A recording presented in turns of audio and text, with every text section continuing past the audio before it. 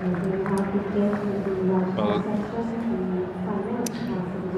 Mrs Val Robinson ni'n gweld yn y got hifen a'r het wen ar hyn o bryd yn beirniadu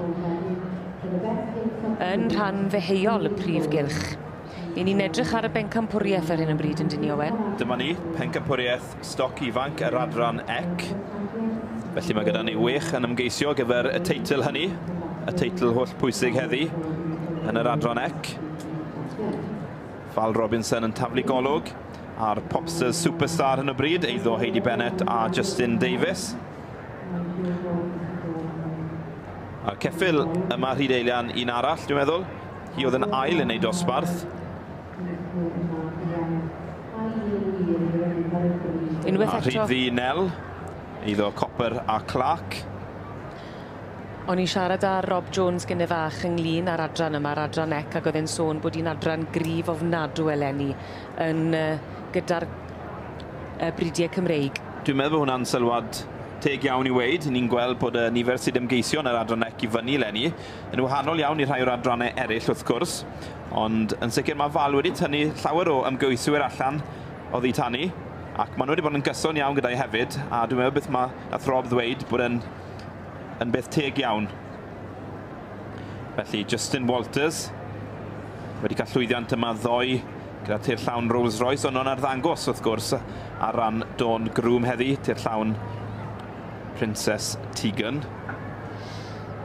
A wedyn i'r chwith Gemma Paxford, eiddo Kerry Fell, Bryn Seion Red Hot Gossip ar y chwith.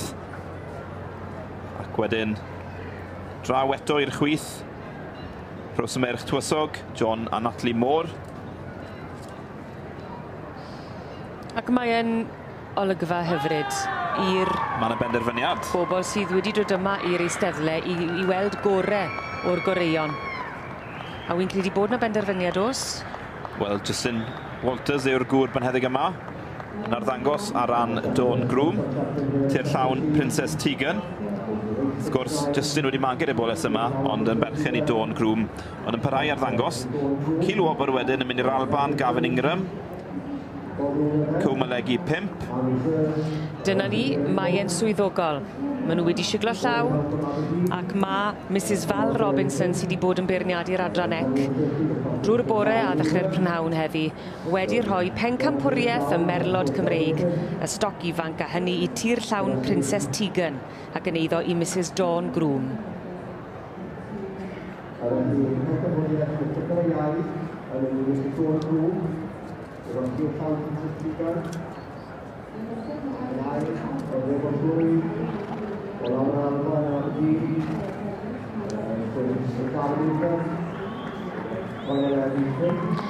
I chi'n gweld, mae yna siglo llaw yn dos rhwng yr rheini sydd yn cystadlu, ac i ni'n gweld pencampwriaeth Merlod Cymreig Teip Cob yr adran ec.